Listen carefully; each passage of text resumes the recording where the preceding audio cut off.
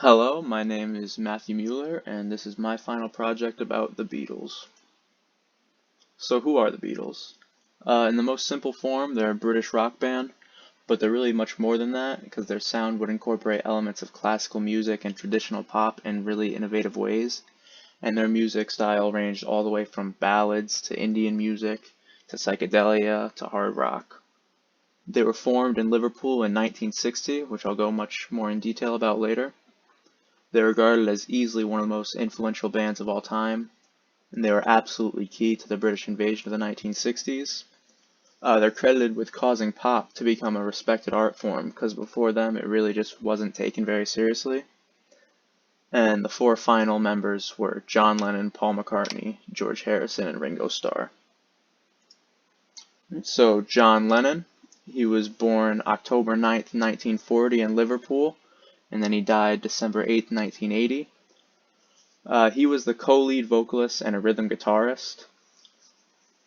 He was initially born John Winston Lennon, but he changed his name to John Winston Ono Legend after marrying Yoko Ono.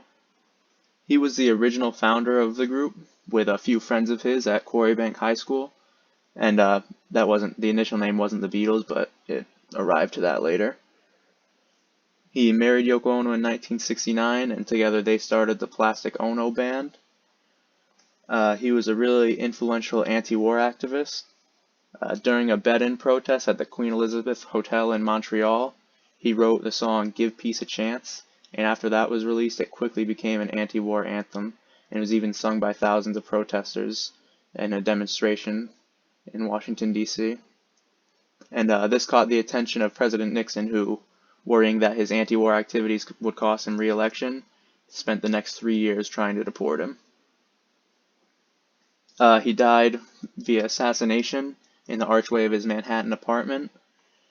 After a recording studio at Record Plant, Lennon and Ono were returning to their apartment around 11 o'clock, and they left the vehicle, and as they were walking to the apartment, a fan named Mark David Chapman, who had received Lennon's autograph earlier that very day, shot him twice in the back and twice in the shoulder, and he was sentenced to 20 years to life, and he's still in jail today.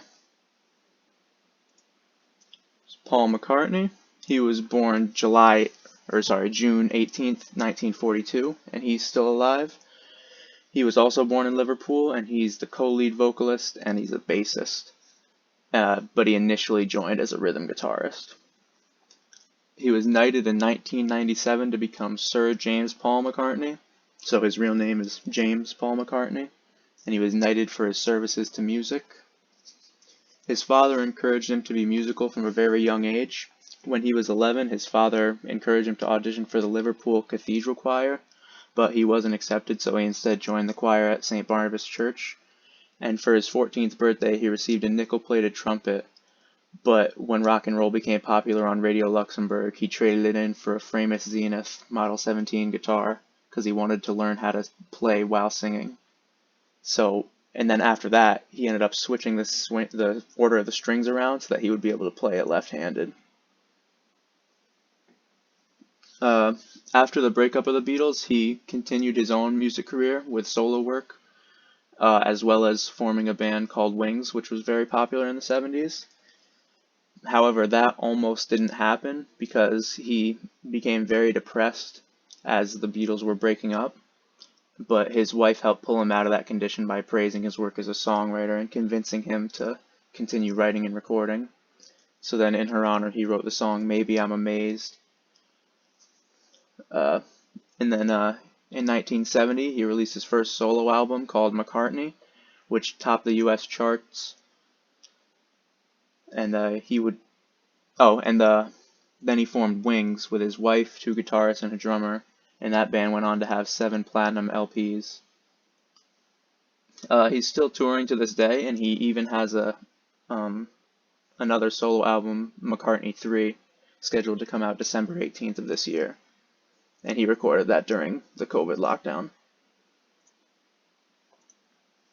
George Harrison, also born in Liverpool on February 25th, 1943, and he died November 29th, 2001. He was the lead guitarist and sometimes the lead vocalist on a few songs. He attended the Liverpool Institute High School for Boys with Paul McCartney. That's where the two met. That school did offer a music course, but he was disappointed by it not having guitars included in it, and he felt that the school was molding students into be frightened. He had a realization about his interest in music while he was riding his bike. He heard Elvis Presley's Heartbreak Hotel playing from a nearby house, and that song piqued his interest in rock and roll. So then he became obsessed with guitars and eventually convinced his dad to buy him one when he was 13. He contributed majorly to the later sound of the Beatles, primarily with his input from folk and Indian genres. During their American tour in 1965, he was introduced into Indian classical music and the sitar by his friend David Crosby of the Byrds, and he just became extremely fascinated with it and even played the sitar on the song Norwegian Wood, which opened the way for other people to include the sitar in rock music. He began his solo career towards the end of the Beatles' time together and then continued it after they broke up. He recorded 2 albums shortly before the breakup, both of which were mostly instrumental. Then in 1970, he released the triple album All Things Must Pass, which was critically acclaimed and produced his most successful hit, My Sweet Lord, and it also introduced his signature sound, which was the slide guitar.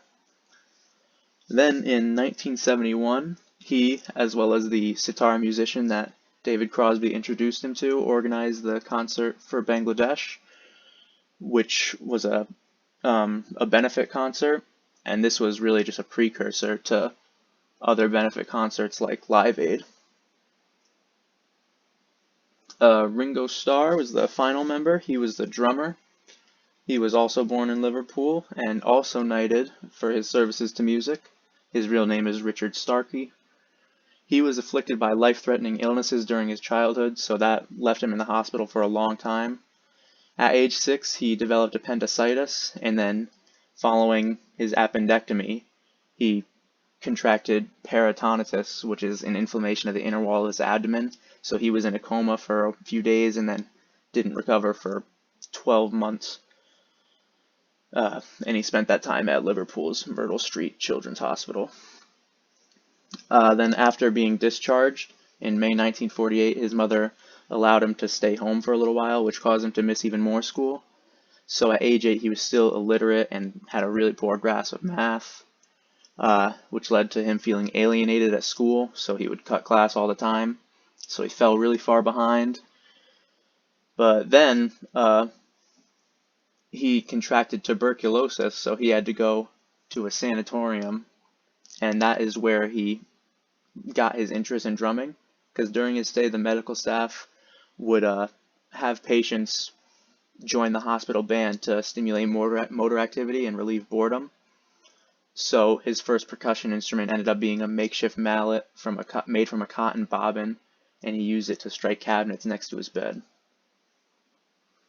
He continued to work with the other Beatles after the breakup, making some music with them. For example, he drummed on albums for John Lennon and Yoko Ono, as well as George Harrison, and he and Harrison co-wrote the hit single It Don't Come Easy for his 1973 album Ringo, which would end up being his best-selling solo record. His solo career was a little less successful than like McCartney and Lennon and even Harrison. He enjoyed some success shortly after the breakup, but that kind of dwindled over time. However, he's still touring today with his all-star band. So how was the band formed? When John Lennon was 16, he initially formed as a skiffle group in 1957 with his friends from Quarrybank High School. And then after that, McCartney joined shortly after meeting him in July, and he was 15 at the time. A little while after that, McCartney invited Harrison to come check out the band, which would lead to him joining in February of the following year. He auditioned in February of the following year, and then a month later, after being really persistent, he was eventually accepted. Because John Lennon was impressed with his skills, but he felt that he was too young, being a year younger than McCartney, who was already a year younger than him. They went through multiple name and personnel changes before becoming the Beatles we know of as today. They initially called themselves the Blackjacks, but then they changed that to the Quarrymen after they discovered that another local group had that name. Uh, but then after the Quarry Bank Friends left in 1959, the three guitarists started calling themselves Johnny and the Moondogs and played rock and roll whenever they were able to find a drummer. Then in 1960, one of John Lennon's friends from art school, Stuart Sutcliffe, joined the band as a bassist, and he suggested changing the name to Beatles, spelled Beatals, as a tribute to Buddy Holly and the Crickets. So they used that name until May, and then they changed it to the Silver Beatles before going on a brief tour of Scotland. And then by August they had shortened it to just the Beatles. After that time, once they became the Beatles, they began a series of residencies in Hamburg, Germany. And for this, the band hired drummer Pete Best, and they received a 3.5-month contract from Bruno Koschmider to perform in strip clubs that he'd recently converted to music venues. But then they breached their contract by performing at a rival club, so he gave him 1 month's termination notice and reported Harrison to the authorities because he lied about his age in order to get into Germany. And then a week later, he also tried to get McCartney and Best deported by having them arrested for arson after they set fire to a condom in a concrete corridor. After Stuart Sutcliffe died in '62, McCartney had to move over to bass, and then shortly after, or actually just before that, they had hired Brian Epstein as their manager, and he got George Martin to sign them to EMI's Parlophone label, and this led to the replacement of Pete Best with Ringo Starr, because during Martin's first recording session with the Beatles at Abbey Road Studios on June 6, 1962, he immediately was complaining about Best's poor drumming, and since they were already thinking about getting rid of him, they replaced him that summer with Ringo, who had just left Rory Storm and the Hurricanes. And this officially formed the Beatles that we all know of today. So, how did the Beatles sound? They originated, as I said, as a skiffle group by John Lennon, but they quickly embraced rock and roll around them, and they helped pioneer the Mersey beat music, which is a British genre that's characterized by a strong backbeat, and it combines elements of skiffle, rock and roll, pop, and rhythm and blues. They received a massive amount of influence from numerous artists, both as they were starting and later. Some of their early influences were Elvis Presley, Little Richard, Chuck Berry, Buddy Holly, and Roy Orbison, so just like really big American names. And then they continued to absorb influences long after their initial success from people like Bob Dylan, Frank Zappa, the Byrds, and the Beach Boys. They expanded their repertoire a lot. They really just branched out into so many different places. They incorporated elements of classical music, psychedelia. Harrison brought in the Indian element and the folk element.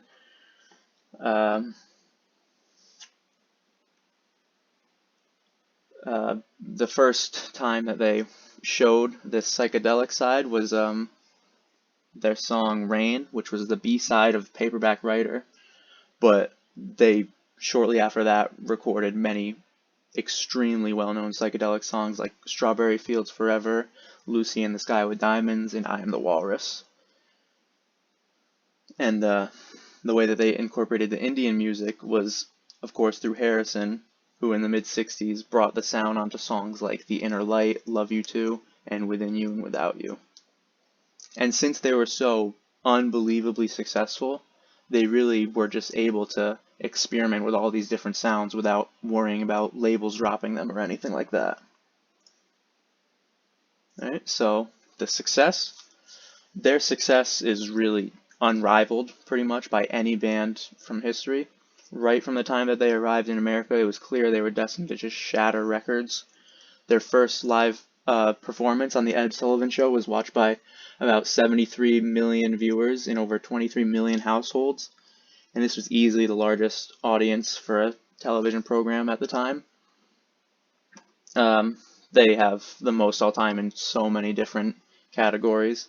They're the best-selling band in history, sold over 600 million albums, more number one albums on the UK charts with 15 than any other band, most UK singles in UK with 21.9 million, most number one hits on the Billboard Hot 100 with 20, and they've sold 183 million units in the United States, which is more than any other artist. And then along with these all-time records, they also have a huge number of awards. They won the 1971 Academy Award for Best Original Score on the 1970 film Let It Be. They've received 7 Grammys and then 15 Ivor Novello Awards for songwriting and composition. They have 6 diamond albums, 20 multi-platinum albums, 16 platinum albums, and 6 gold albums in the US, and 4 multi-platinum, 4 platinum, 8 gold, and 1 silver in the UK. And they were inducted into the Rock and Roll Hall of Fame in 1988, and in 2014 they received the Grammy Lifetime Achievement Award. And they reached such a huge level of success that in 1965, Queen Elizabeth II appointed them all as members of the Order of the British Empire, which was an honor that had really only been given to military vets or civic leaders at the time.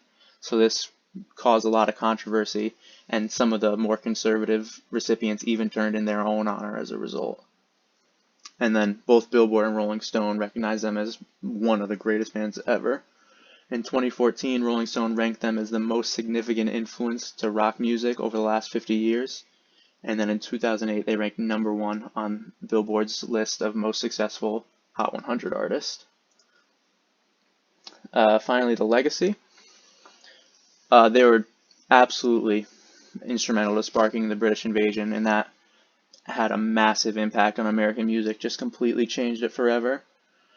Beatlemania was a craze that no one had seen before around an artist, and that helped shine the spotlight on other British groups, allowing their sound to have that huge influence on American music.